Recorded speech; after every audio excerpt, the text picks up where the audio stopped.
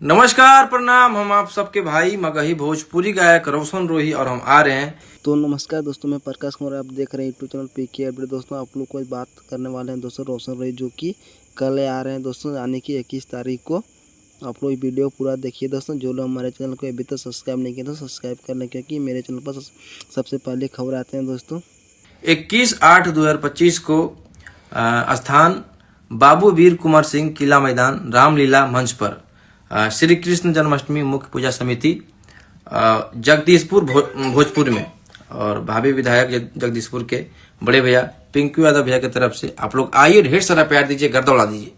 तो दोस्तों आप लोग इस वीडियो को पूरा तो देख लिए होंगे दोस्तों। रोशन रोहित जो दोस्तों मगे स्टार दोस्तों, ये आ रहे हैं कल जगदीशपुर भोजपुर में।